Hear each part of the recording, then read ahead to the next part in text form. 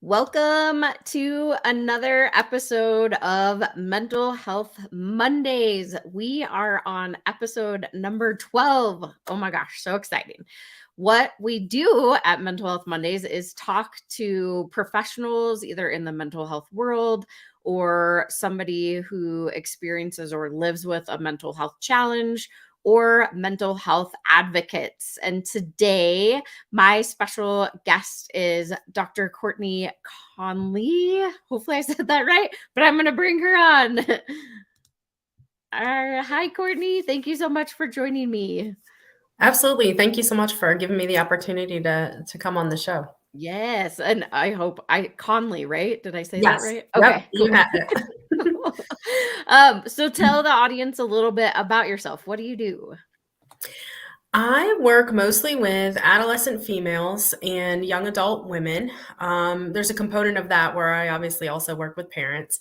But yeah, that's sort of my specialty. So I'm a licensed clinical professional counselor, and then I'm also an author and a professor at a college. So I teach master's level counseling students as well how to do this work. So. Wow, so you have a lot on your plate. A lot, but it's fun, yes. That's awesome. So I know when you and I originally talked, I was really drawn to you, especially both of us being in the mental health world, but also your work that you do with teens and adolescents. Can you tell me a little bit more about that? Yeah, absolutely. It's interesting because as I have specialized and leaned into that niche even more, I've come to be able to really understand their world a lot better, and be able to kind of navigate what they're going through, so much better. Because I started out, I've always kind of worked with kids or families in some capacity or another. So I did start out doing like community based mental health work. I did like some in home therapy, and then I worked at a crisis center. And then I got into the world of school counseling and was a high school counselor for 6 years and a middle school counselor for 2 years.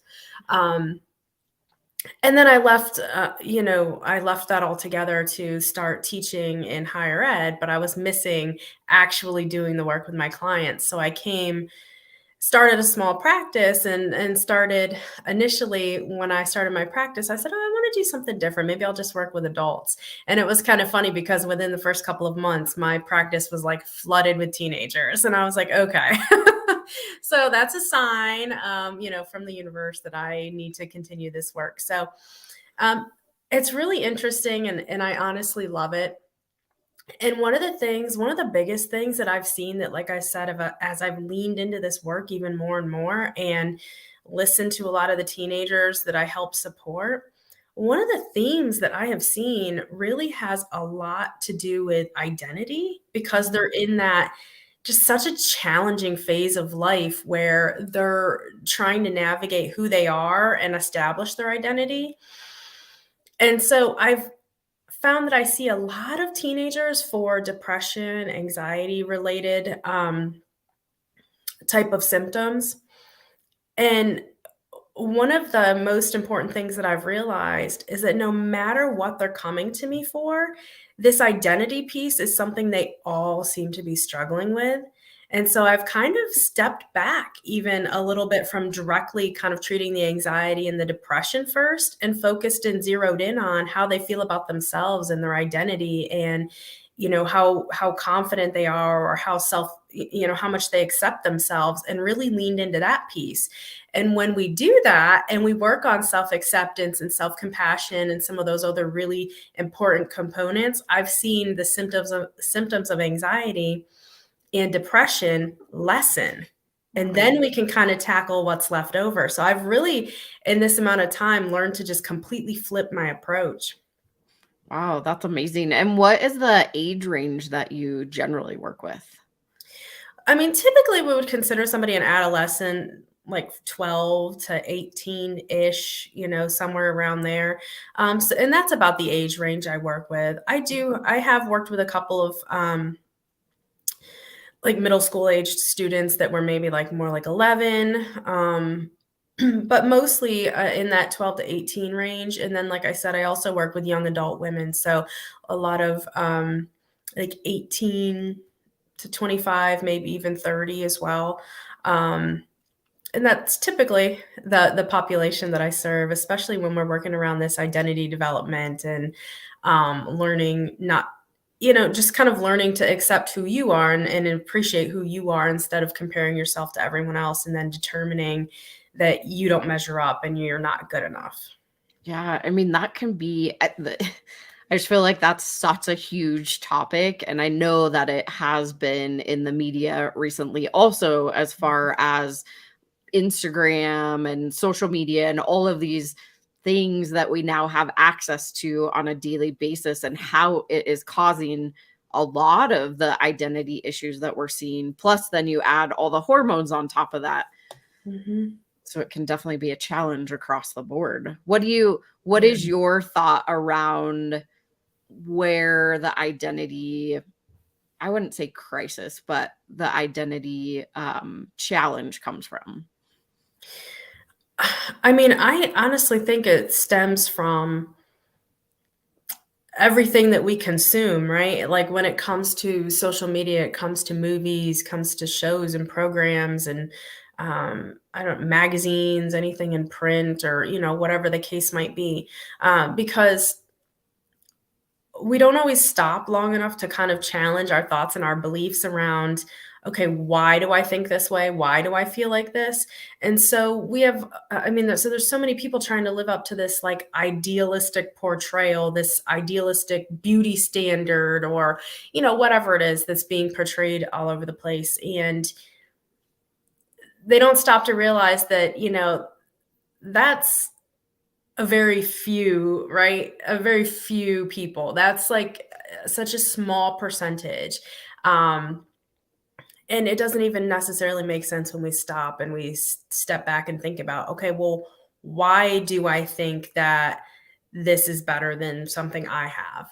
And you can, when I do exercises with my teenagers and I talk to them about what it is that they have trouble accepting and why, when we dive deep enough, it always goes back to because this is what they've been socialized to believe, right? Or this is what they've seen. And so they're comparing themselves to that. Like, I'm not tall enough. I'm not thin enough. I'm not, And when I keep asking the question, why, and we keep digging further, they finally uncover the fact that really none of it makes sense. It's only when you're comparing yourself to this idealistic view of what it is that you think you should be. Yeah, that can, I mean, I think across the board, it can be hard, especially as a teenager, but then also as an adult. I think that the thing that pops in my head for whatever reason, I just think about the supermodel. It wasn't like an era, but it was always like you wanted to be the cover girl or Mhm. the supermodel. And I feel like society has gotten away from that a little bit more. We celebrate women and their bodies, and we have plus size models now, which I think is amazing. And so I think as a society, we're trying, but I don't know if trying is really helping. Yeah. I think I no, I definitely agree with you in terms of trying, right? But then I also think it's gonna take a while before that catches up to make any, to make enough of an impact, And also I think that it has to be more widespread. Yeah, Because as much as definitely. we are trying, there's still this overarching, right? Like man-made beauty construct kind of idea that I think still like just kind of, it's still so ingrained in our society. True. That is true. Definitely. So, what are some of the things that you specifically work with your teens as related? I mean, is there any tips or tricks? Like maybe a parent out there is watching right now and they're like, "Oh my gosh, that's my kid." What is something that you can give, if anything, right now that might Mhm. help them? Yeah, absolutely. So, one thing I would say, if you have a good relationship with your child, help them kind of challenge the validity of what they're seeing online, just kind of talk with them about what they're consuming and whether or not it makes sense or it's realistic, because again, they don't stop to think, okay, this is one influencer on social media who takes however long to get ready and do their hair and set the scene up. They don't stop to think about all of those things that actually like go into it, right? And like filters and all that stuff. So just being able to like have those kinds of conversations, and actually listening, because I know a lot of times we as adults want to jump in and fix, or try to help or support. Excuse me. But one of the things my teenagers always tell me is that sometimes they just want somebody to listen. Mm. Yeah, I know that definitely. I read, oh man, now I can't remember what it's called, but that was one of the biggest parts, or how to be 7 habits of a highly effective person. But they talked about the listening part, right? Like, I mean, that goes along with a lot of just mental health in general, is actively listening versus wanting to respond. And so understanding and listening can be really challenging. I know as a parent, especially with a teenage daughter, it can be hard because I am also one of those fixers too, right? Like, it's like, oh, I don't want to see my child hurting or feeling this way. And you want to give them advice. But Yeah. I always like to say that advice is not always the best thing to do. It's more of finding out what's going on with them versus what's going on with you. Mhm. Yeah, absolutely. And even that can be helpful and healing. Like people don't realize how powerful it can be just to kind of hold that space for someone. And I know I've heard people call it like giving them that like psychological air, just to be able to kind of get those sort of things out of your head and process them. And sometimes it just that act of being able to explain yourself thoroughly and feeling understood, because a lot of times our teenagers are up against challenges that there really isn't a solution to either. There's not like a great solution to some of the problems that they're dealing with or that they're facing. And so being willing to listen, at least is one way to help them through, when there's not like, oh, do this one thing and it'll, it'll all get better, or, that kind of thing. So Yeah, definitely. No, I mean, I like the conversation, especially centered around identity. I think it's something that we don't talk about enough. And it really is that when we say identity, right? It's like, who are you? What are you, like you said, consuming? What what are you actually feeling about yourself? Is it a negative? Is it positive? Right? Because there could be all sorts of extremes with identity. And so I think that's really cool that a lot of the work that you do with teens specifically is identity related, which ultimately manifests in like depression and anxiety and all these other things that we're giving a pill maybe to fix, right? But if we get to the cause, then it can actually make a change. Yeah, I mean, because it's so, like I said, it's funny how I have learned to kind of flip it and look at it that way, but it was after I would see so many adolescents and young adults, and no matter what they were coming to me for, no matter what the presenting problem was, there was always like this underlying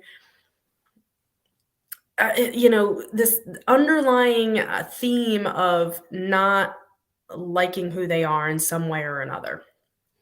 Yeah. And of course that's going to manifest itself, in negative ways in our life. If we don't love and accept the person we are, we're going to show up a lot differently, in spaces like at school and whatever, work, or, whatever that looks like for each individual. But yeah, it's definitely going to impact us.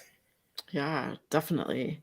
And I know, so shifting just a little Yeah. bit, because you and I were talking earlier about how going back to school, I mean, the whole pandemic, kids were out of school for however long. I know at least my son was really only a couple months, thank goodness. We didn't have to Mhm. go the whole year. But I know at least with the teenager, she has not ever gone back. I mean, they're still offering virtual And I know you had mentioned that there's a lot coming up even around this, that transition back into school. Mm-hmm. Yeah, absolutely. We talk so much about this idea of the great resignation that, has been happening in terms of adults deciding to leave the workplace or, their place of employment to do something else or to branch out on their own or whatever. And I kind of think that the education system is sort of going through the exact opposite, where they're doing this great reintegration, and trying to help ease students back into school after they've been out for so long. I mean, that's really lucky that, your son was only out for a couple of months, because I know my son missed his whole kindergarten year. They were virtual for, pretty much his whole kindergarten year. They only got to go back at the end, like on I don't know, like a split basis. I can't remember how they did it, but it was only a couple of days a week that he got to go back at the end of the school year, for like the last 4 weeks or 6 weeks, something like that. And then when we started out in first grade, everybody was kind of like, what's going to happen? Are we going to, because there was the different, different outbreaks and things like that going on still, and variants and all that. So I think everyone was still kind of really unsure of what was going to happen and if we were going to open and all that. And then I know, like, throughout that process, different schools in different places and whatnot, some of them did still continue virtual. Some of them offered hybrid programs to students. And then for us, after the holiday season, after their winter break, we had that first week back was virtual, because they were worried about folks visiting family and being in large, gatherings and stuff like that. And COVID and all that. So it's been very unsteady in a lot of different ways. It hasn't been the same experience for our students across the board, because I know different education systems have handled it, differently, depending on the county, the state, wherever, the district. So it's been very unsteady and still kind of feels unsteady to our students. But unlike the adults, what I find is if you have somebody who doesn't love the school experience to begin with, right? And we know that there are students who enjoy it and students who really do not enjoy it for a variety of reasons. It's not always like a negative reflection, on the school or the system or whatever, but, for a variety of reasons, there's always students that do not enjoy school, and it's not their thing. And so as adults, we have a choice, right? If we want to be involved in this great resignation. The students don't have that choice. They don't have a choice. This is what you're going to do. This is what you have to do. And so I think also on the other side of that is them getting a taste of, right, what it's like to be virtual, what it's like to go to school from home, or to be asynchronous, or to have a modified schedule. Because even last year, I think we didn't have school on Wednesdays. I mean, so there's been lots of modifications to, the way school looks. And for those students, for many of the clients that I work with who didn't love school to begin with, that was actually a welcome experience. And so having to then return and go back into a normal schedule has been really, really difficult, because they've gotten a taste of what it is like when they can do that from home, and how they would much rather do that than actually go into the building. So lots of anxiety at the beginning of the school year, I found, around going back to school, because I would hear students say stuff like, well, for a year, I haven't really had to worry about what I was wearing, like, I'm just on Zoom, like, who cares? So they kind of felt like they got away from that social pressure a little bit, and another thing that, for some of our students who were in some of those transition grades, like folks that missed, like, their whole 8th grade and now they're just jumping right into high school, or folks who missed their whole freshman year and now they're going into high school and they feel like freshmen again. So I was kind of hearing a lot of students, like, everyone was kind of saying, like, we just feel like kindergartners again, like they really felt like just out of their element because they hadn't been there in a building anymore. But now all of a sudden, they're sophomores or whatever. So just lots of, I think, anxiety around what to expect and seeing people after being away for so long and all that kind of stuff. Yeah, I mean, it brings up a lot. I don't know in your district, or at least in ours, they just took away the masks also. So my son is in first grade too, and they just took away the masks. So now all of a sudden you get to see all your friends' faces. And so that's like even another level of these younger, especially like kindergarten, first grade, right? Like they didn't, all of last year they had to wear masks, so none of the kids got to see each other's face unless they were outside of school. And then this year it was like you could go on the playground without your mask, but you had to come back in and put on your mask, and all of these different transitions like you were talking about. And so it is a much different experience, and for me, at least being in the mental health world, like I am curious to see how this plays out as kids get older, right? Like how is this potentially going to affect them negatively or positively? And I think you made a great point of, at least for our teenager, it was better for her and is better for her to be virtual versus being in the school, but she's also doing cosmetology, which she has to be there. So that's good because it's more career driven, and being her senior year, it's something that helps, but it's still that I don't want to go back to school. Like I would rather do virtual than go back where I feel like kids are mean, ultimately, was kind of the conversation that we had. So what do you think will help, whether it be like on the teacher aspect or on the teen aspect? Like I don't know if there's necessarily a solution, but what do you think could potentially help? Well, I mean, like you said, there's potentially not a solution, right? And it just depends on what is being offered in terms of educational opportunities and experiences. I mean, it's great that if she wants to continue virtual, she has, that option. And I think that's honestly one of the times when really trying to listen to understand rather than respond is going to be helpful, to truly just kind of try to understand what it is they're going through, how it feels to them to have to go to school, what it is they don't enjoy about it. And then after taking that step back and really trying to figure all of that out and like listen without judgment or without interrupting, and, just asking questions if it pertains to, you wanting to know more or understand more. And then you might be able to try to help come up with some ways to ease that.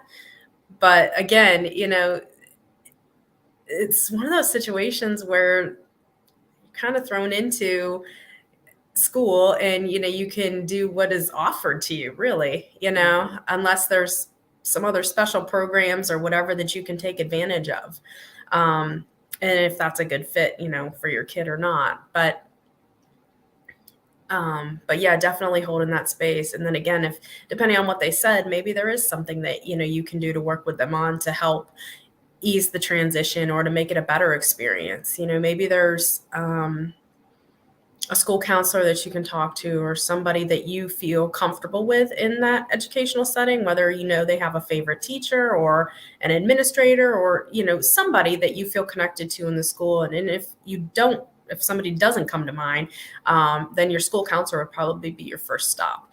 But talking to someone to see if there's something that you can do or work with them on in terms of maybe a more engaging schedule, maybe classes that they might be more interested in, or things of that nature. Or maybe there are some special programs that they can get involved with that you might not always be sure of. So Yeah, I mean, I love all of those suggestions too. And I think that across the board, schools can be a little more aware. I think they're aware of what's going on, right? Like, but we also have this society of like, we need to get them back in school. We need to get back in school. And sometimes, like you were talking about the great resignation, right? Like sometimes that's not the healthiest environment, potentially.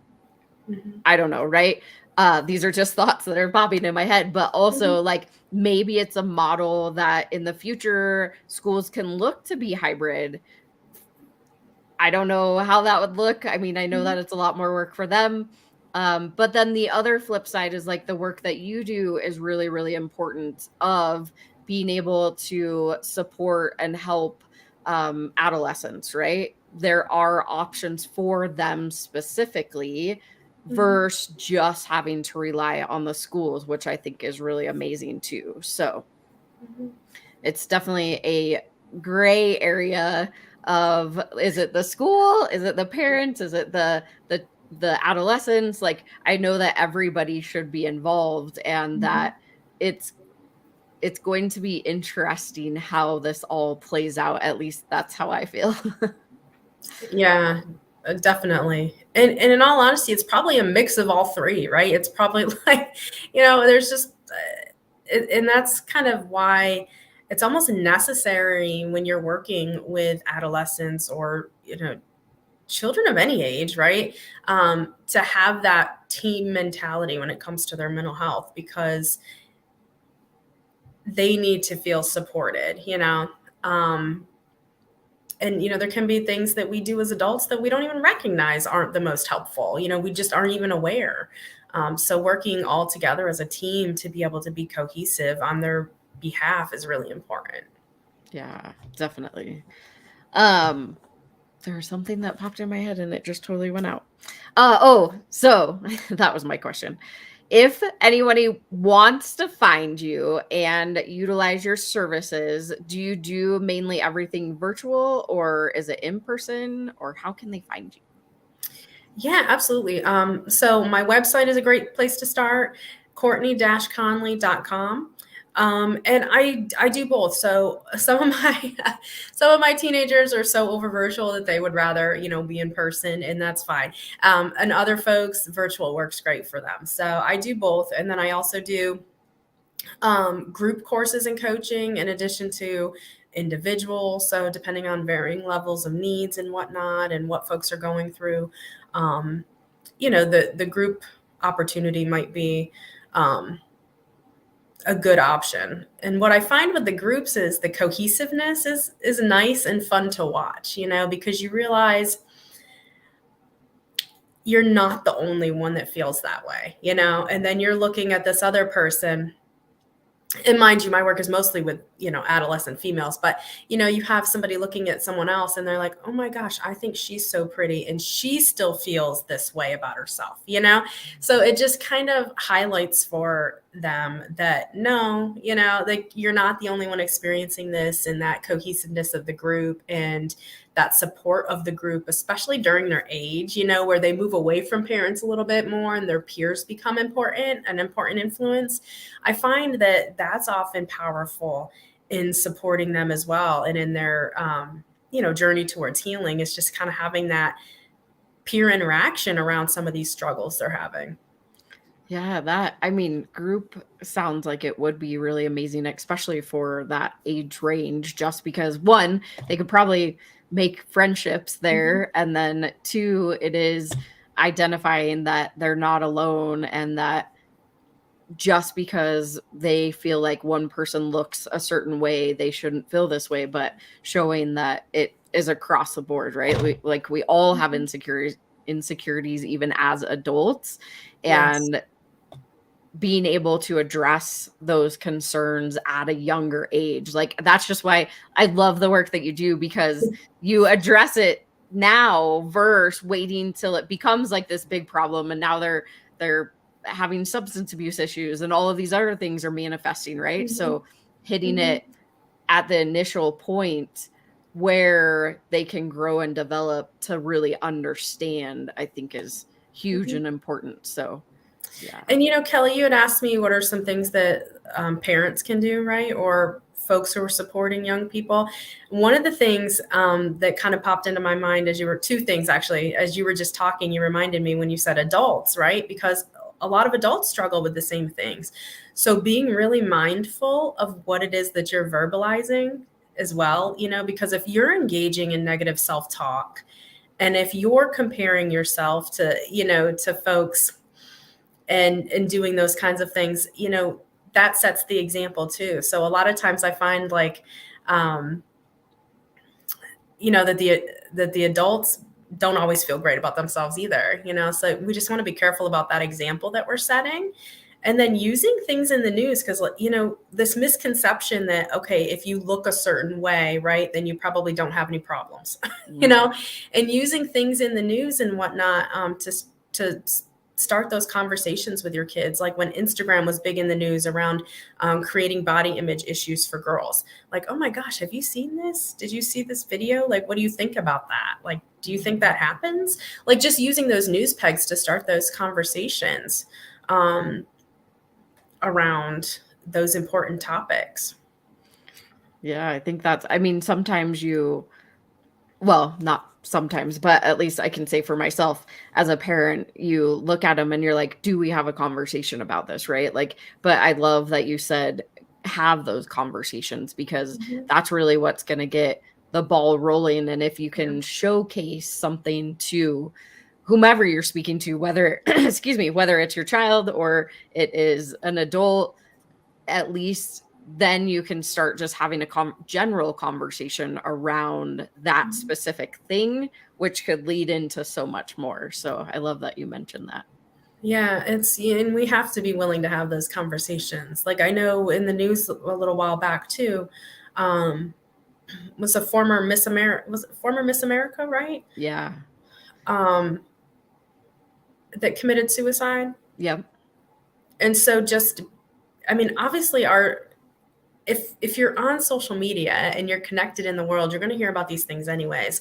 So I would encourage folks not to be afraid to bring them up, but to use them as conversation starters. Like, to ask your kids, have you heard about this? What did you think? How do you feel about this? What do you think about this? Like, this caught me really off guard, or something like that, just to kind of get a conversation going and to see their thoughts and feelings around it. It's so important. I talk to my son and he's 6 about, since my sister completed suicide, we've talked or had that conversation, right? And it wasn't a conversation that I thought I would ever have with a 6-year-old, but he does understand more than I thought he would. And now he goes and tells people, he's like, did you know my mom, she died and she killed herself? And a lot of people are like, whoa, like the 6-year-old is saying it, right? But I haven't told him how. That I was like, it doesn't matter right now, but at least having these conversations. And then we've had conversations about gun control, which is something that I never thought I would have to have being this young, but it is, I think we assume that they don't understand because of being so young, but really they're absorbing so much through school, through the media, through what they consume, like you were saying. So starting out those conversations early, whether it feels super uncomfortable to you as a parent or not, I think is really important. Because then they also have the information you want them to have, right? Yeah. And like you said, being mindful of what's developmentally appropriate, but they have drills at school, right, for active shooter and things like that, so it is introduced to them in one way or another. And so shaping that conversation and making sure they have access to the information we want them to have, right? Because we're probably giving them more accurate information than their friends, Very true. That is very true. Yes. Well, I so appreciate you coming on today. I know when we first started talking, I was like, oh my gosh, I love the work you're doing and we're so aligned. And it was just amazing to be able to have you on the show today too. Any last minute tips, tricks, anything you want to throw out there to the audience? Not really. I honestly would just say don't underestimate the power of literally just listening, because if there's one thing that I hear my teenagers tell me over and over and over again, it's that parents don't understand, they don't care, or they don't listen. And I've worked with enough parents on the other side of that to know, enough loving parents on the other side of that to know that's not the case. But sometimes when we just react or we just try to jump in with like a solution or something like that, we're really just not giving our kids the space to feel heard. And I find that's really what it boils down to.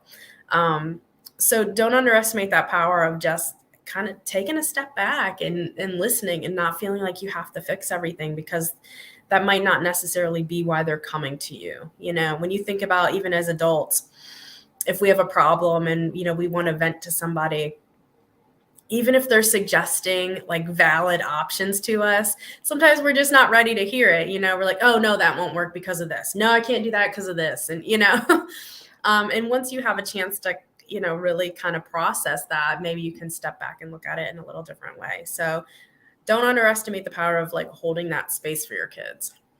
I love that. Well, thank you so much for joining me today on Mental Health Mondays. I did drop all of Courtney's information below if you want to go check out her website, but I just really appreciate you being my guest today. Thank you so much. Yeah. All right. Well, that is another episode of Mental Health Mondays. Make sure that you like, subscribe, share, tell all your friends. And we will be back next Monday. But just as a reminder, we bring all mental health education and awareness to suicide through all of our media and education. I just said that. See, not about perfection, but we need your help. So become a warrior for mental health today. You get this awesome t-shirt if you donate $20 or more per month. And if you do $45 or more per month, then you actually get a tumbler and a t-shirt. So be sure, again, to subscribe, like, share, tell all your friends. We do Mental Health Mondays every Monday at 11 a.m. Mountain Standard Time on our YouTube channel and on the BCC Evolution page. And we talk to those that are either in the professional space of mental health, someone who experiences or lives with a mental health challenge, or mental health advocates. And you can be a guest too. Maybe you're one of those people and you want to be a guest. Send us a message to support@bccevolution.org. Tell us your story and we'll bring you on Mental Health Mondays. But we have amazing guests lined up through April, and I'm so excited to share more with you. So don't miss out. Make sure, like, subscribe, comment, share, do it all. And I appreciate you for watching. This was another episode of Mental Health Mondays. Bye, y'all.